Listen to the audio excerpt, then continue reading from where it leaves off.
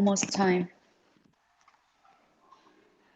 So first, kindly reminder to everyone, to receive the Red Pocket, you need to download plugin through Mask.io and switch to BSC Smart Chain. Make sure you have BNB in your wallet to claim the Red Pocket.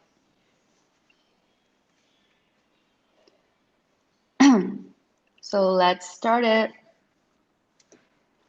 Hey. Earth 2021, this is PlatON Air Channel 2015. 50, sorry, do you copy?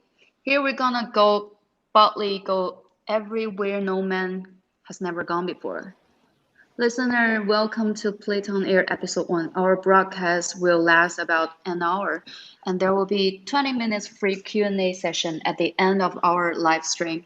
I'll pick 5 questions from Twitter and randomly pick 3 lucky audiences. All picked questions will receive flat bounty. Also, during our live stream today, we're gonna award 100 mask Red Pockets bonus randomly. Well, that's a lot, so pay attention, guys. So let me first introduce Suji, founder and CEO of Mass Network. Hello, everyone. And Dr. Xavier, the technical engineer from LatticeX Foundation. Hello, guys. So it's great to have Suji as our first guest. Well, firstly, late congrats to Mass Network to launch Coinbase. Thanks. Yeah, it's been a while since we know each other, right? Since the Yeah. yeah. So Mass is like straight fire recently. Well, I have a question for you, Suji. We know Mass do care about privacy since the beginning, but I actually noticed that most of your press releases emphasize on Web3 lately. So is there any reason for the change, or like have you adjusted your developed trajectory? Can you pardon again? I mean, like I actually know Mask emphasized a lot about privacy since the beginning, but Yeah. like the recent press releases talks more about your plan on Web3, and there's less talking about privacy anymore. So is there any reason for the change? Like, have you changed or adjusted your developed trajectory for Mass Network? We definitely, like we expand from privacy only to a broad perspective in the Web3. It's really hard to define what is really, Web 3.0 or like decentralized web, right? Because there's different definition everywhere. We got definition from Tim Berners-Lee, right? And he think that the Web 3.0 is semantic web. We got definition from Ethereum Foundation and another blockchain project. There's other and more, less geeky definition, and definitely privacy is important part, right? And we rebrand we rebrand the whole mass network to bridge to the open and open network, open free new internet. Since definitely we think encryption, decryption, cryptography is I think it's like it's the human right of every cyber citizen, right? If you live in the cyberspace, you definitely gonna need to have that. And then evolve from that, you can not only have the privacy, you can have your free of the digital asset. You can have autonomy of your digital asset, no matter it's your tweet account, no matter it's an NFT or sometimes your token, right? And you need to have the free. You will have the free of the interaction, free of the speech to your social media friends, right? That will require a lot of middleware. And unfortunately, there's no such middleware. There's no such existing project before us trying to say, hey, we can bring all these great Web3 functionalities on top of the Web2. So we integrate the privacy functionality first. We're still doing that with the PlatON and with NIM, probably heard of that as well, with several other new projects. We also focus more on the board perspective of the Web3 because there's new things coming out. And that's something people need. And we're trying to say, okay, we can give you the entry point for these functionalities. And that's what we focus on these days. If people need privacy, we're going to try to give them. If people need free of money, we try to give them as well. Yeah. Yeah. Yeah, thank you, Suji.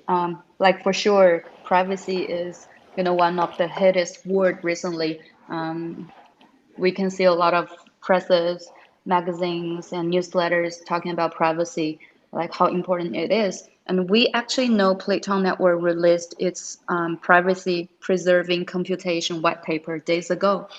However, community reflects that most people actually don't understand the content. So, Dr. Xavier, could you please help to explain what the white paper actually talks about in a very simple way that everybody, like normal people like me, could understand? Okay, for sure. Yeah, indeed, the white paper for the privacy preserving computation recently released. It's a kind of difficult to read, but this work is written by us with many senior crypto experts, engineers, and architects. So it contains a lot of technical thinking and their technical planning about the future, mainly focused on the blockchain and the privacy preserving computation. So, but the white paper is mainly written by many crypto guys. I mean the cryptography experts. So it's deeply related to technologies like zero knowledge proofs in their secure multi-party computation. So it's not a very easy to understand the book. So there's a picture about the whole layers of the privacy preserving computation in the future. So we make it into different layers, like from the algorithms to the on-chain compatibility, which provide the privacy, and also we set another layer for the computation and the storage service, and at the top we make a application layer. So basically, these layers can be different people, like developers, they may think they would like to read more about the protocols and there's the privacy capabilities. And the normal people, they may be more interested in the applications like private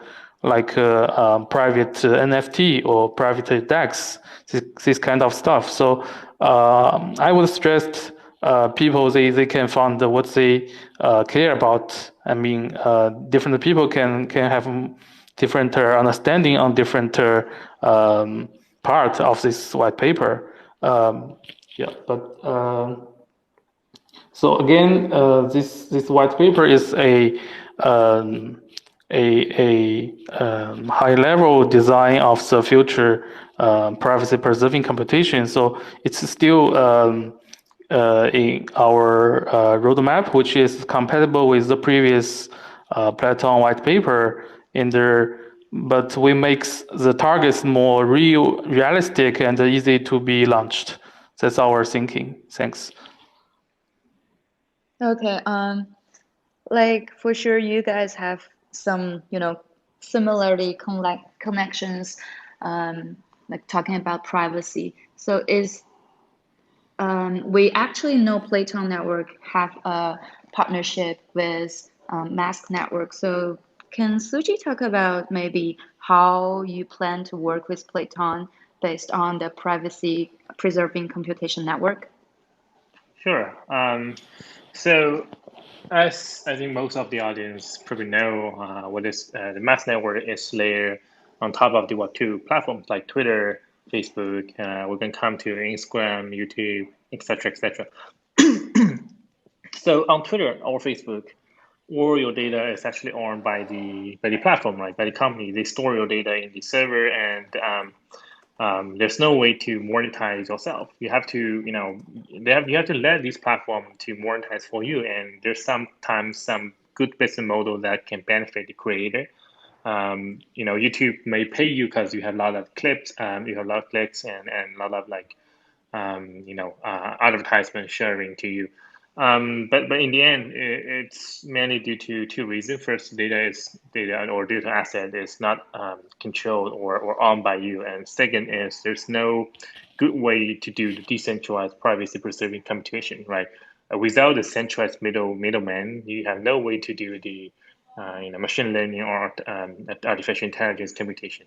From our perspective, we are not, expert in the, decentralized privacy preserving computation network. We are more experts in the middleware.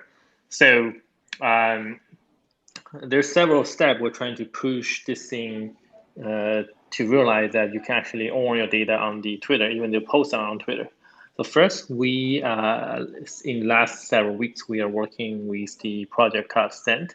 It's a layer that you can mint your tweet as NFTs. And the most famous campaign they did is with the Twitter founder Jack Dorsey. He actually minted his first tweet as NFT and sold it for $2.9 million. This is very interesting because this is Twitter server data, but this is not Twitter asset. This is Twitter CEO Jack Dorsey's personal asset. And I believe like Binance CEO CZ, he also sold his own tweet for thousands of bucks. Really fun, really funny. And this is just the beginning. Okay, imagine that all your tweets not only be minted as some collectives, it can be used for multi-party computation or privacy preserving computation. So here's where PlatON network will come in future, that all these tweets will actually become something you can put into the computation network and compute about your personal personal preference, about recommendation, all these different things. This is a little bit not so easy to imagine compared to buy a token on Twitter compared to buy an NFT on Twitter. But this is very important because eventually what we believe is we're also part of the Blue Sky, the Twitter CEO Jack Dorsey's initiative about decentralized Twitter. We're part of the Blue Sky. So what we believe, and also I believe like a lot of early pioneers of the internet, they also believe that we're in the wrong phase of the internet today, and we should actually help the user to not only own their tokens but also own their asset in a tokenized way, right? And this is where we can definitely part together. So I assume in next few years, all your data on the existing social network will be processed or will be transformed from mass network by mass network into some tokenized asset, and then you can able to do the computation over the PlatON network. Okay, thank you. As you say, like the collaboration between mass network and PlatON network has been a long time. So this question will be a little bit tough for Dr. Xavier. Well, actually, it's been a long time, but we can see it's still no applications on PlatON ecosystem currently. So could you maybe please tell us the reason and maybe the future development plan for PlatON network about its ecosystem? Right. Yeah, it's a tough question. Yeah, I have to admit that there's a few, or maybe there's no application running on PlatON network. So I think everyone knows the main network is just released in May, which is about 2 months. So it's quite young, and even the test network, the Alaya network, which is launched last year, which is also not very new, and we actually have some plans on booming our ecosystems. Like we recently have a activity like a hackathon, which is to introduce people who is interested in PlatON network and interested in the privacy preserving computation to join and to build and create their apps. I mean, maybe mostly focus on some interesting apps and they're also related to privacy. So in the PlatON network actually aims to build a public infrastructure for privacy preserving computation and also privacy preserving artificial intelligence network. In the I think in the last very long time, more than 3 or 4 years, the team, I mean, are mainly focusing on how to make the network more robust and more efficient and more easy to use. So the network, the PlatON network, or more specifically, the code written by our developers are very solid. So we have very strong not only the developer capability, but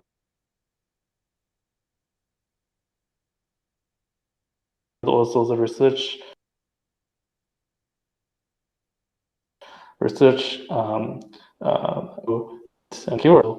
yeah, we have to admit the ecosystem currently is not very satisfied, but we actually are very ambitious and keen to see the future of PlatON will be very bright. Thanks. Yeah, thank you, Dr. Xavier. So after the tough questions, what about have a real chillax time? Let's give some red pockets to our listeners. So guess who are the luckiest star today? The first round red pocket is giving out.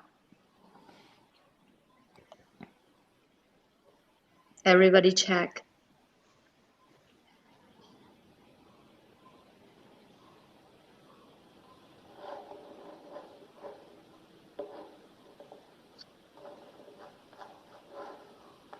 All right. I know everybody has a lot of questions for the two speakers today, from community, and also a lot of you have already put your tweets on Twitter asking questions to Suji and Dr. Xavier from LatticeX. So let's pick some questions from Twitter first, and we will award 200 lat for each one of the tweet questions. So let me choose some of the tweet questions. So there is a question for Suji. Mass network allow users to access Web3 without leaving Web2, but is it some kind of disrupt Web2? Can Twitter ban the mask? If not, please explain how is it technically possible? Yeah, I think I think this is a common question from our community and also from like in the early days, even from our investor, right? And there's several reasons I think it's not going to possible. First, from the technical perspective, the mass network don't have any API. We don't use the if you ever try it, it's it has no server, and you don't need to log in, use your Twitter account. You don't need to have your email address or a Twitter handle API. You don't need to or have all these like centralized API things. So that they don't have a way to ban from API perspective. And the whole front end, as you guys may heard of, like the whole web today, is basically constructed by 13 months lease, Web3 consortium, ECMA, which the early treasury or early development fruit from ECMA are actually from Netscape Navigator, which is a company founded by Mark Kendrickson in 1993. That's super OG. We are actually official member of the ECMA, which is the foundation that set the standard of the JavaScript and many other web standards. And our team is good friend with 13 months leave for a while, and we also have a lot of conversation with the Web3 consortium. So we definitely set up the web standard and not only set new standard with those existing large player like Google, Twitter, sometimes even Facebook. We are actually trying to push the standard forward. Ethereum Foundation is not in the standard committee, but MetaMask is in the standard committee. Coinbase is in the standard committee, and I think in the crypto space, we're the only three companies in the area in the standard committee. We're trying to push the existing Web 2.0 standard into the Web 3.0. So many conference, many round of discussion and battling is still ongoing. So I don't think that's a problem in technical perspective. We don't use API, we don't use server. There's nothing to ban, right? And another reason is, like when we started project, it's really early, 2017, 2018. We had the first idea in 2018, then several ongoing MVP. First several, LG like Vitalik attend some campaign in 2020, 2019. We're quite lucky that in late 2019 that Jack Dorsey himself announced the plan of Blue Sky. He basically say that Twitter need to decentralize, and I can assume he or his followers have a lot of barrier from Twitter, the company internally, because as a for profit company, how can you really decentralize the platform, right? So he founded the Blue Sky initiative with our C-level team in Twitter, and we are actually one of the member of the Blue Sky. There's around 10 members in the Blue Sky. I still think he's super active in the decentralized web community. He's more in the Bitcoin side, unfortunately. Less interested in the Ethereum or other public blockchain. I think sooner or later, not only Twitter CEO Jack Dorsey, but also like Reddit co-founder, other social media co-founders, they will realize, okay, they will need to have the Web3 integration. They will need to have the Web3 on top of Web2. And they don't have the way to do it. They don't have a decentralized way to integrate that. And mass network is so far it's the only working solution for this kind of scenario, right? So that's why we don't worry about this problem. We don't have any weak point. We are in the standard committee. We set up standard with those giants together. We push the limit up for 2. We keep friendly relationship with those friendly, OGs like Jack Dorsey and Twitter, Reddit C-level guys. So that's my answer. I'd say I assume there'll be still attempts from Facebook or other large social media try to do their own public chain, no matter Libra or like fork Ethereum. But it'll be really really hard or impossible, in my opinion, to completely build a chain from a for-profit large monopoly company. I'd say like PlatON, right? Other EVM compatible chain, it's more possible to win this like long-term game. So that I'm not personally worried, and we've been listed on most of the exchange and Coinbase. I think this question is with me every 3 weeks or 4 weeks, and I answer the same answer as I did just now. I think in long term we will be friends with those Web2 platforms because they will all want to be decentralized themselves. Yeah. Yeah, exactly. Thank you. I totally agree. Like you have mass network have its own advantage. So there's another question for Dr. Xavier. We can see like mass network do have what they are really strong at. So can you explain the difference between security system of PlatON privacy preserving computation and other security systems? So what are the benefits and advantages of PlatON privacy preserving computation compared to others? Right. Okay. Yeah, another tough question actually. So let me first talk about PlatON. Actually, PlatON, we focusing on using cryptography, cryptography technologies like advanced crypto algorithms like zero knowledge proofs or MPC, which is secure multi-party computation technology, and also including like homomorphic encryption. So these kind of algorithms will be fully and deeply researched and integrated in our privacy-preserving computation roadmap. So we trust the algorithm, and we believe with their development and also the faster development of this ZK or MPC algorithms, their use cases will be more and they'll be extended to the blockchain and decentralized systems. And I think the main advantage of this consideration is we can cover a lot of, a wide range of applications which is focusing on the privacy, and which makes the security and the privacy as the first priority for their standard. So basically, the cryptography, which brings us a very nice picture, like in some extent, you can build some applications without the trust, which means PlatON is aiming to provide a trustless network for computation and for other service like storage as well. So that's our main focus. And there are some other projects I know, maybe like OSIS labs, and also maybe like a Fila networks. They use other technologies like trusted hardware, and of course these technologies are very good and they're easy to deploy, and maybe they also have advantages in efficiency. So basically, running some algorithms on a hardware is much faster than you use some pure software code to run. And also they can very well and easy to be adapted to some privacy related technologies like privacy smart contract.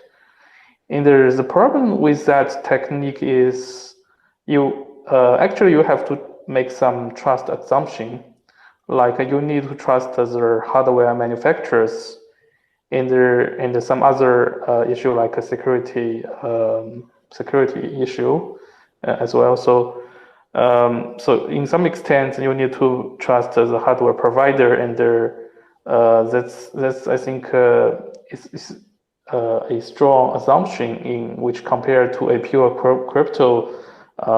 cryptography based network. So that's my understanding. But actually we still have some plan, not in the current stage. We believe that the technology itself is not a very important point. I mean, to make the high level application, which is to be more friendly and more broadly used, you need to use different technologies. Not only not only using the MPC or ZK zero knowledge proofs. Maybe in some protocols you also need to use the trusted hardware as well. So in the but current stage, we actually still focusing on the cryptography. Yeah, that's my answer. Thanks. Okay, thank you. So actually, I found another very interesting question from Twitter to Suji. So, a major concern of users while using social networks is the issue of privacy. When using mass network, is personal data stored, or can users control their data source?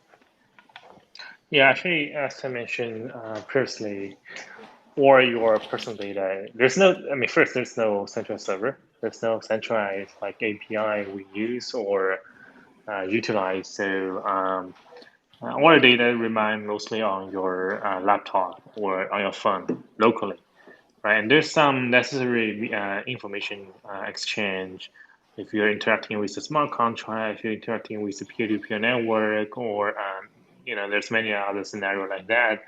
And during that time, you're actually interacting with the other user directly through a peer-to-peer network or through a non-centralized way.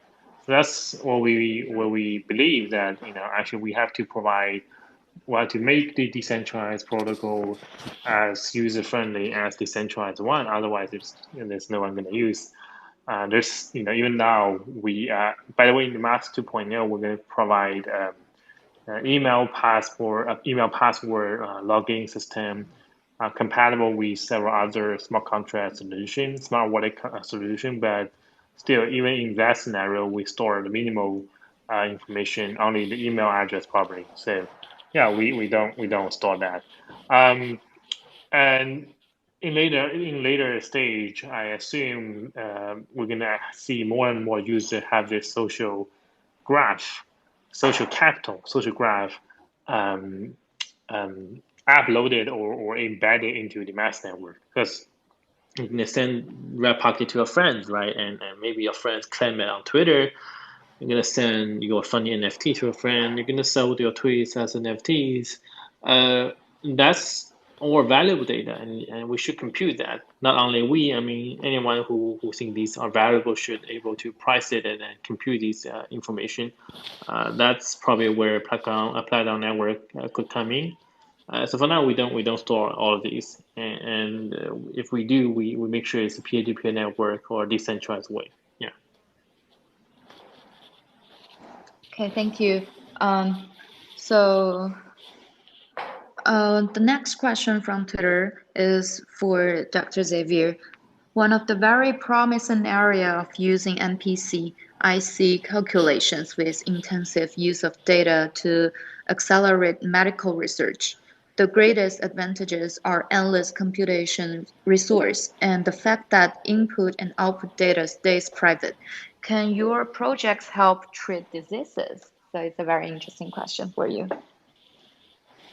Yeah, actually, it's a very good question. So when we talk about privacy, I mean, we are not only talking about using privacy within the blockchain world, like provide the private payment or just to make the transaction more not transparent, this kind of stuff. But I think we really need to focusing on some other industry like healthcare. So yeah, I fully agree with the question rather that the using MPC or some other privacy preserving technologies can really help the research in the medical and the healthcare area. And there's a very interesting example. Actually, PlatON has, I think, in the last year we have open source a code repository which is called Rosetta.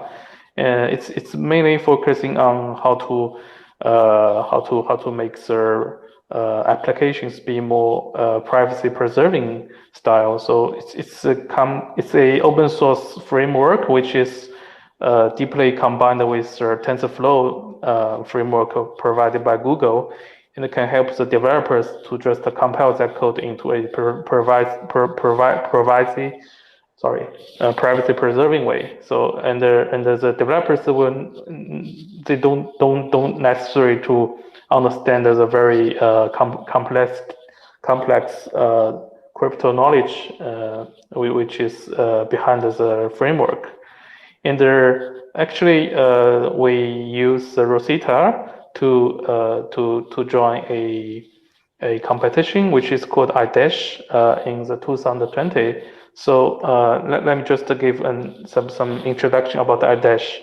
It's a competition which is around the security analysis of genomic data, and it's held by the National Institute of Health in US.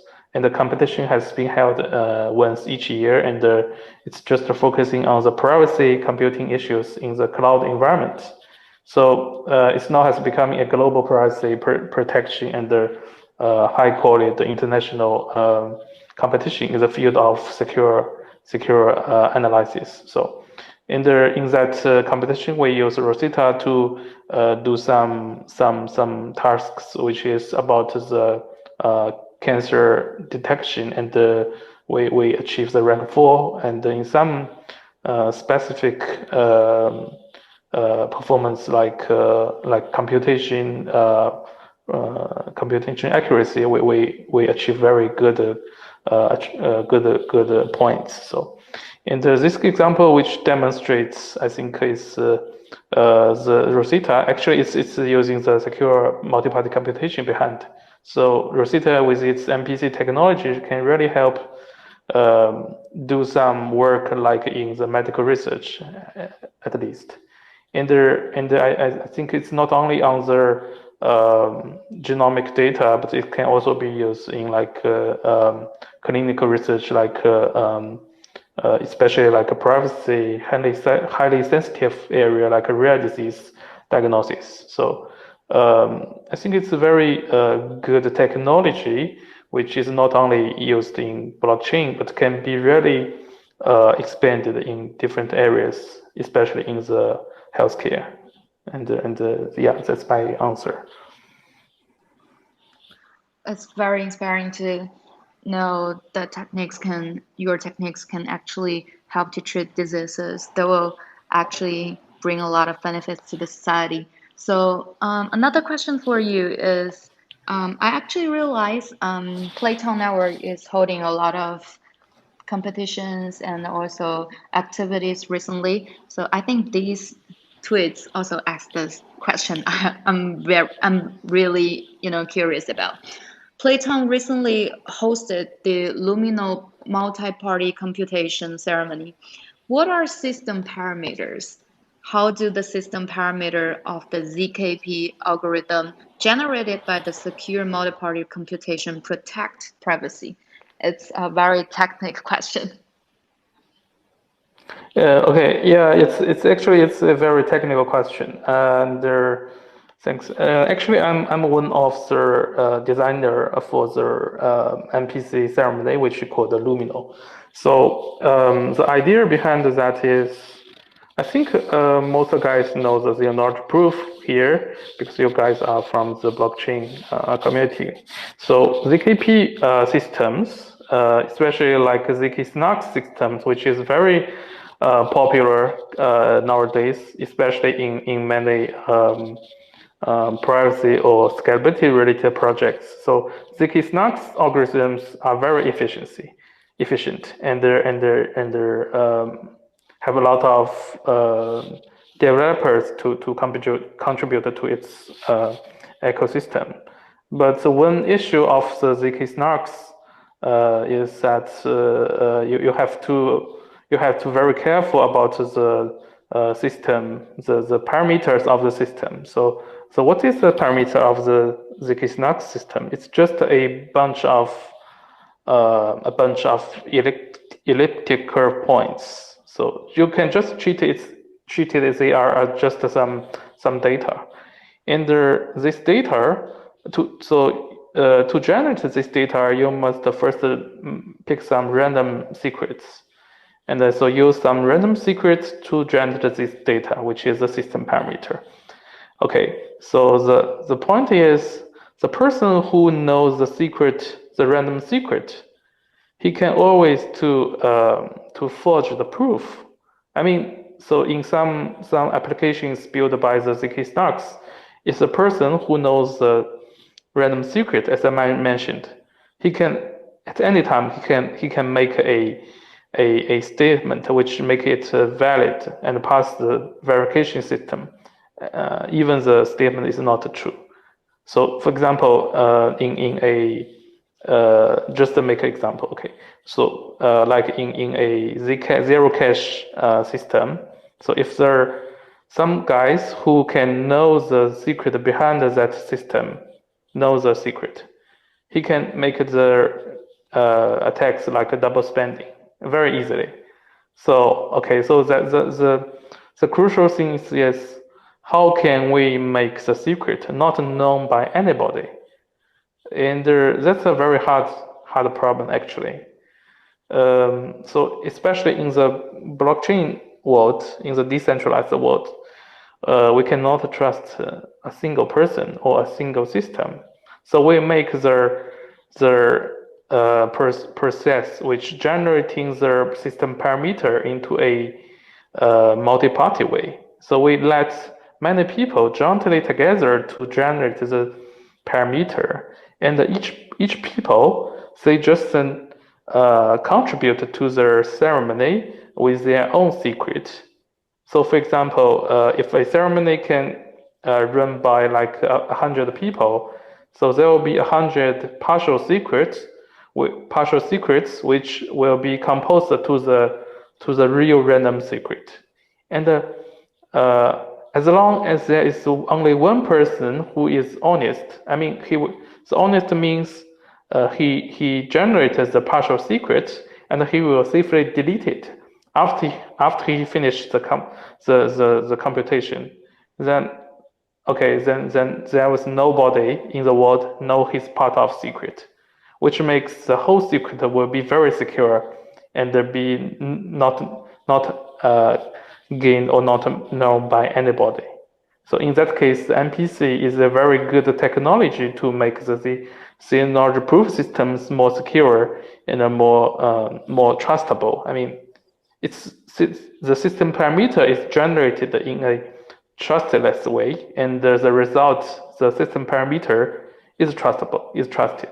So that's how we promote and initiate the Lumino ceremony, and we encourage many people to join this network, to join this ceremony, to contribute their computing power to make the parameters more secure and make the ceremony more trustless.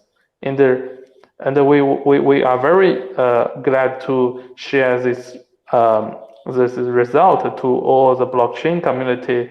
I mean, other projects can just use our result to build their own ZKP system, which makes their system more secure and more reliable. And I think that's a very nice activity. But yeah, it's very kind of abstract and not so easy to understand. Thanks. Okay, thank you. As we all know, it's a conference, actually conversation talking about privacy. So the last question is from community to Suji. It's also the question I would like to ask. Privacy conversation, so a little bit private question. As a young and successful CEO in crypto market, so Suji, what actually brings you to blockchain? And what is your point of view to the future of blockchain? Yeah, I think I wrote some of the answers as well. Like I was an independent journalist for a while, basically working with several media on different like activism topics. And I was also an engineer, and I was mainly working before the whole crypto blockchain was racing, was mainly working for the AI and autonomous driving car in California. So I was connected to the OGs of Bitcoin and later on the Sin Foundation and other folks related with ETH, since they have a lot of amazing idea about the future of the cyberspace. When I was a journalist, I was connected to like people like EFF, Electronic Frontier Foundation, and I learned the founding director wrote a declaration of a really cool piece of work in 1996, the year I was born, right? And the guy he wrote a very famous declaration, a declaration of independence of the cyberspace. It's really worth reading. Everyone should just Google and read it. It even got a video, a very short 3-minute video about why they think the cyberspace should be an independent place or independent country or independent governments. You can have your own government. You can have your computational resources. You can have your own way to distribute the profit, distribute the responsibility and liability. That's really an amazing idea, and that's something like utopia. Everyone should take a serious thinking about whether it's possible to achieve it, right? And in 2017, 2016, I mean, mainly in 2017, I witnessed a lot of like amazing growth in the space. I think, yeah, definitely it's a good time to join in this industry. So I dropped out from my college and start business. That's basically my story. I think a lot of audience here today share some similar experience in the past few years. I'm still very excited about the public chain public chain ecosystem, no matter CCM or other chain. I think it's really, really amazing. It's like building your own small country with your own governance power, right? And also really interested in how it can really shift and shape the real world largely. It's growing, yeah. And another like topic, in my opinion, I think in the crypto world, or in decentralized web industry, if you want to be a successful CEO, the best solution is not to be a CEO. Just try to be an evangelist or try to be someone helping the community, not someone just have power, have the ownership. That's not correct. So we're still early in decentralized governance, in the mass network roadmap, but I think really what I should do is try to deliver this thing in an open way, in a decentralized open manner, and then that's the end of my job, right? And I should contribute as another individual within the community after that, right? So that's what I'm trying to do. I think that's a lot of people's dream, especially I think a lot of audience here is deeply touched by this movement, like this cyberspace independence movement or Wall Street movement. So they join from different backgrounds, right? Yeah. Yeah, exactly. The movement you actually talk about is also the reason what inspired me to join this community. Thank you so much, Suji. So now it's the second round for our red pocket bonus. 50 masks in total. So wish you guys lucky. We all finished the tweets questions. So now let me pick 3 lucky audiences. If you have any questions, please raise your hand. If you're chosen, each will be rewarded with 500 lat. Of course, if you are picked, please direct message PlatON Network official Twitter to get your bounty. So anybody have questions to ask? You can just raise your hand.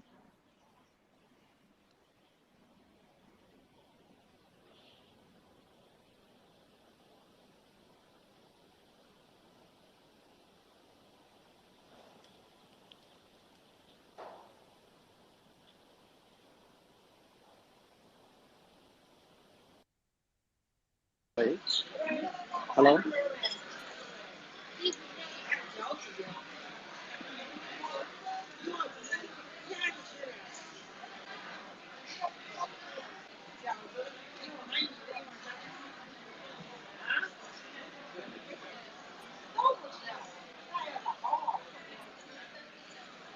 这怎么用？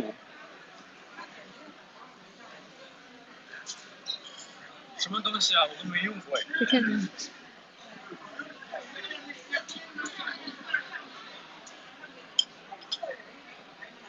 你可以现在直接说了。Hello, I have a question about PlatON network. PlatON released the second edition of the white paper, which mentioned the network layer of the privacy AI model. Is there any specific progress in this area? And what applications and tools are there now? And as I know, AI model, privacy AI model is related. Is it related to federated learning?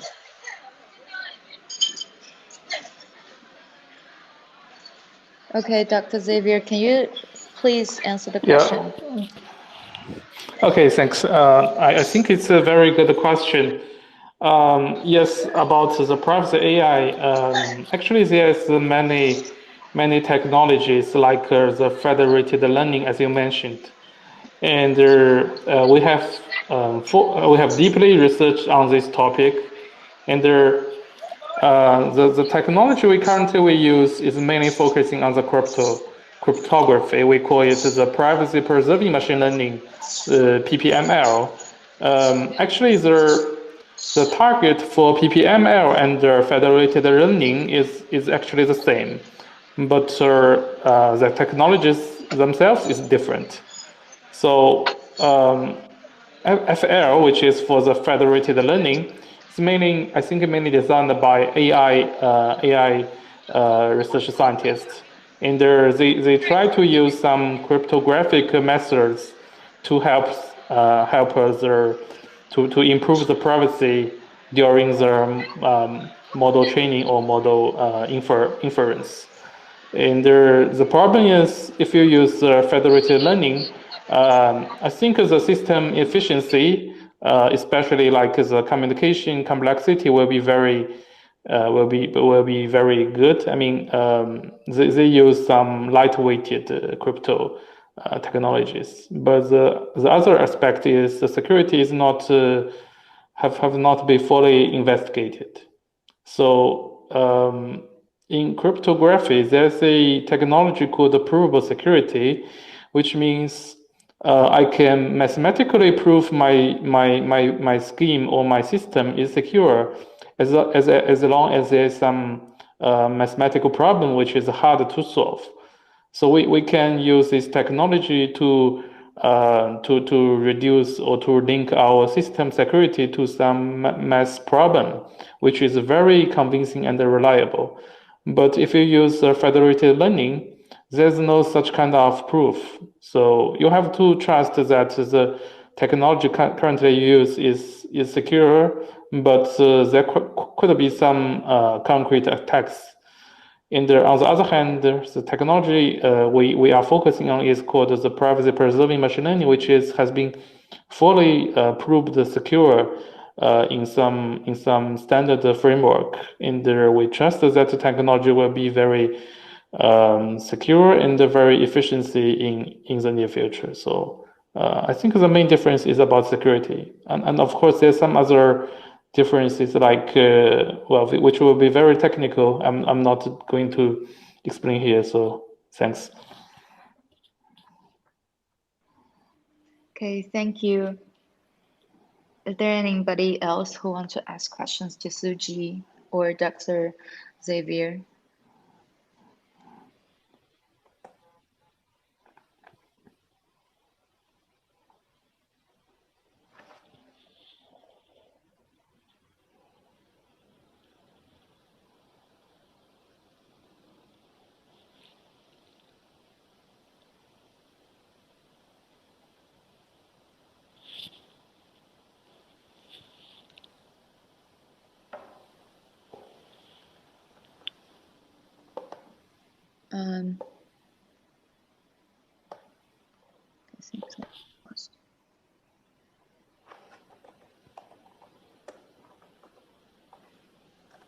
So our host will pick.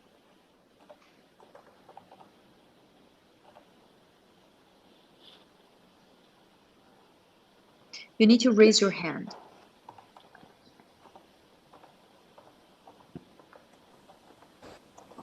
Hello, hello. Okay. Can you hear me, sir? Yeah, sure. Okay, I have some questions I want to ask PlatON.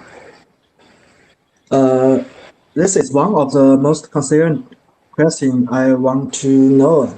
Is that, as we all know, PlatON is a project defined as a privacy-preserving AI network.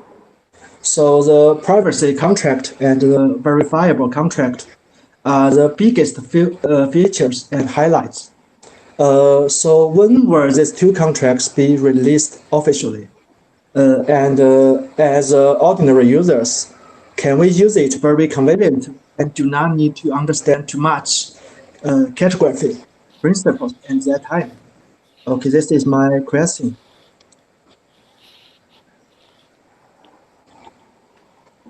Okay, Right. Dr. Xavier. Yeah, I heard it. Yeah, yeah. About the PlatON, their privacy contract and the verifiable computing contracts. Yeah, I think in our previous white paper, we have mentioned that we in our roadmap we will provide the verifiable computing technology and the privacy contract as well. So actually, we have been long time doing research on these kind of topics, like VC, the verifiable computing, and here I had to admit it's a very hard topic as well. Not only in the blockchain system, but it's actually it's purely a very hard topic in the academic cryptography. So we have made some progress actually. Like we have already I think we have already open source the Rosetta, which I have mentioned in the previous question. The Rosetta actually has integrated some zero knowledge circuits, which you can treat it as kind of VC, and it can help you like doing some auto sourcing tasks, like for example, if you have data and you would like to use your data to make some infer. For example, some system or some enterprise, they have very nice model, and you want to put your data into their model and to give some output, and they use that output.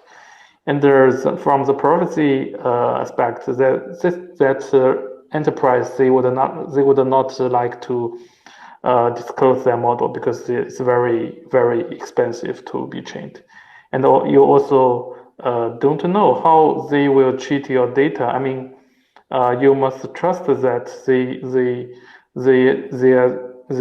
inference procedure when you send the data to their system is correct. So here is the key circuits, which is kind of VC use. So you can just ask them to provide a zero knowledge proof to make sure that the infer procedure is correctly calculated. So, and about the VC contract, I think I cannot give a very exact date, but we really will take this in our high priority consideration, which makes it more reliable and realistic. So, and also including the privacy contract. But the privacy contract is another very hard topic as well. And we will focusing on ZK technologies, which we already mentioned in our white paper, to provide some input-output privacy and also the functional privacy, which is another very hard topic. Thanks. Okay, thank you. I just saw another person raise his hand. Can you actually just pick that?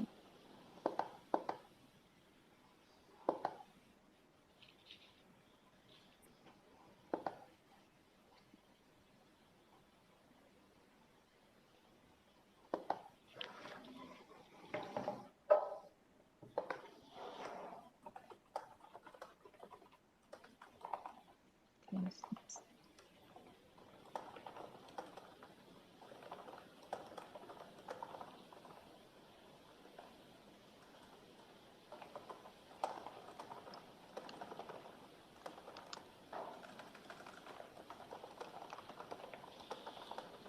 Hello. Hello, may I ask question? Yeah, sure. Okay, thank you. It's Helen from Toronto, from Climate Orb. We based on Toronto and Bangalore. I have a couple of questions. The privacy preserving with the blockchain technology, but the blockchain, they generally said it's a transparent and openness way. So how to balance that open and its private problem? This is my first question. Another question is how to overcome the barriers across the different entities, different organizations, different companies, different as like this different entities. So and the third question is that what's the biggest challenge during the PlatON developed privacy computing? This is my question. Thank you. Give me this chance to ask. Okay, thank you. So what about let Suji to answer the question, like how to balance the transparency and privacy on blockchain? Yeah, I mean, what's your thought? it's a good question because we all know this, like all the thing we've done on chain was remain on chain, right? If the chain ever existed, it will be stay there for a while, right? 10 years or even like more than that. And usually that transparency means that it's not so private, right? But through the encryption, through the proper way of encryption, and through delegated key to only certain people, we can definitely achieve the privacy simultaneously. We had another partnership with the Arweave, which is and also Filecoin. Both Arweave and Filecoin are decentralized storage protocol. Arweave have the permanent storage. Filecoin is better for the largest file storage, and these are really excellent tools and infrastructure for a substitute of those centralized server, right? But the problem that everything stored there will store for a very long time. It still exists. So our design for the mass network integration with the Arweave and other decentralized storage is we did an integration with them on Twitter, and then everything you ever uploaded to the Arweave, we encrypted it using the sometimes AES key, sometimes end-to-end encryption, and only share the key to your selected recipient, like some of your friends or only yourself. And these key are these key are protected by this content is protected by the public key infrastructure or so-called PKI or in general, this is not possible to break in the next several decades, right? From the known mathematics. So that's something we can do for now, and I think that's pretty much very good for protecting privacy. On the other side, probably using the centralized server is sometimes have more privacy, right? If we have stored data on Dropbox, seems like only Dropbox knows that. But like if you did take a look at what Snowden, Edward Snowden, he mentioned in a lot of his interview and reports that a lot of governments, a lot of jurisdiction have the power to intervene and take a log of it and the server and take the data from your cloud drive, whatever, and do whatever they want to do. This is not definitely the security and privacy we want, right? So that's why we still chose to use the peer-to-peer network, decentralized storage, blockchain, even though, this problem of the transparency on chain. There's also solution like their knowledge proof, ZK rollup, and this ZKP, these kind of things are trying to solve the problem of the transparency of on-chain transaction. This is a little bit early. I don't see any existing solution yet, but this should be very important as well. Yeah.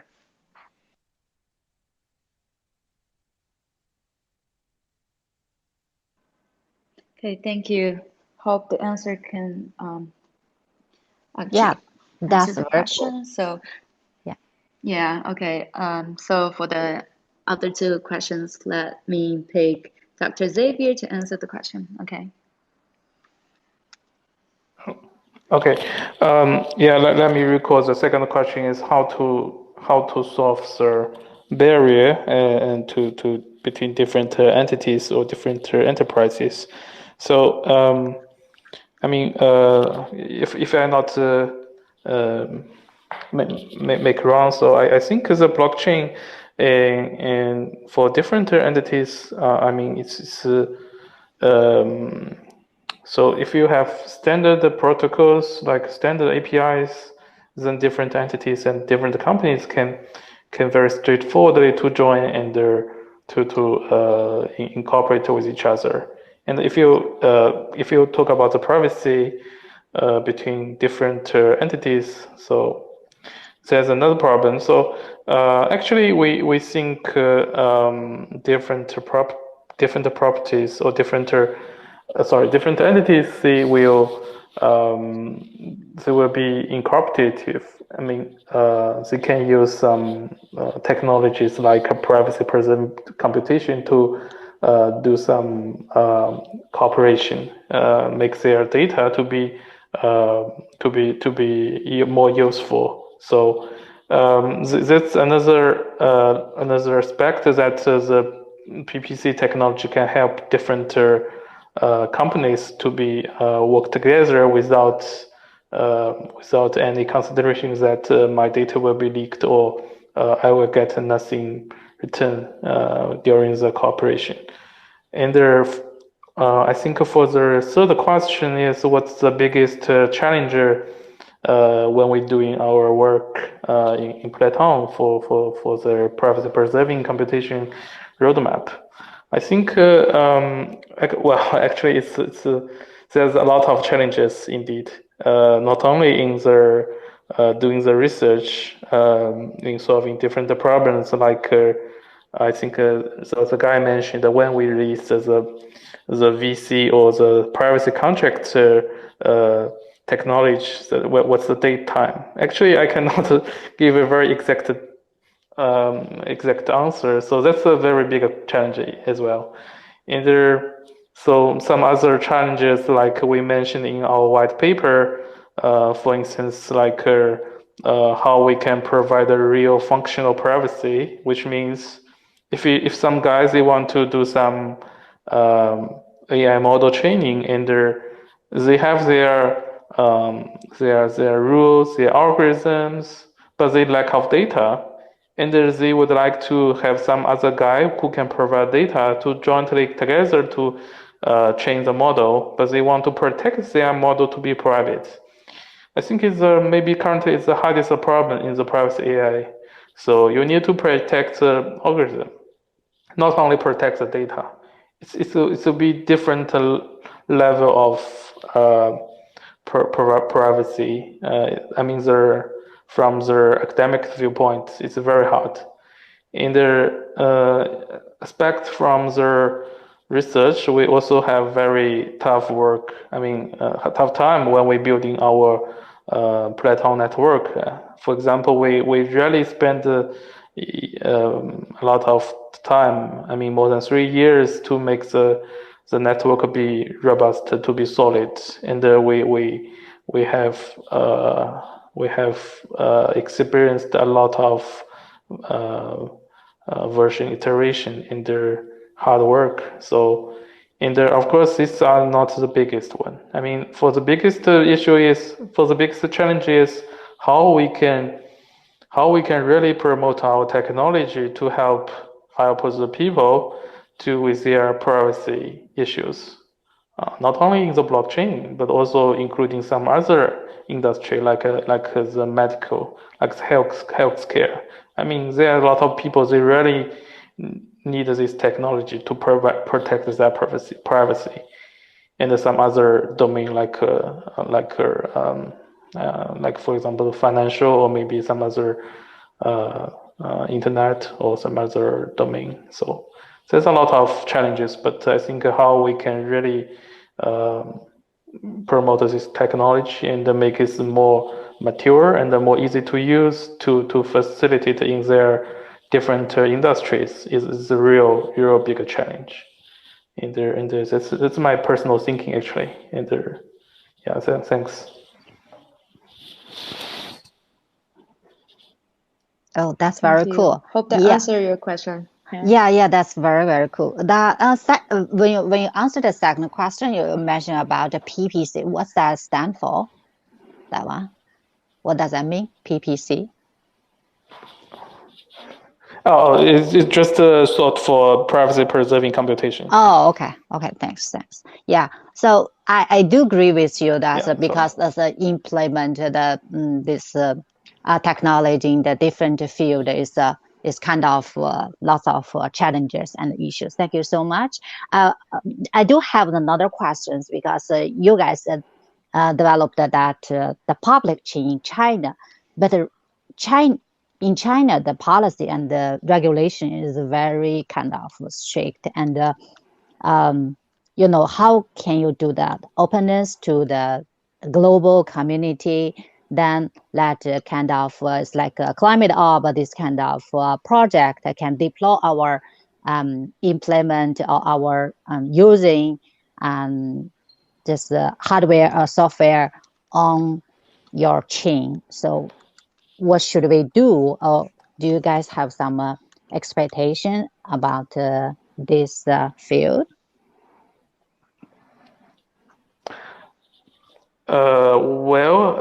Actually, to be honest, I'm a pure crypto research here. So I just focusing on doing some technologies and the research in the privacy preserving computation. So we believe, I mean, in different area in the earth. So I mean, the technology can help people in their, yeah, that's just my answer. Okay. Sorry. Yeah, that's cool. Yeah, just focus on technology in this stage. Thank you. Thank you. Thank you. So that's almost the end of our Q&A session and our whole conversation today. Thank you, Dr. Xavier, and thank you, Suji, for coming to the channel and talking about what you think and answer all the questions to our audience and listeners. Thank you, guys. So that's the end of our session. Thank you. Great. There will be a second episode next week. So let's see each other again next week. Thank you. See ya. Thank you. Thank you. Thank you. Bye. Thank you.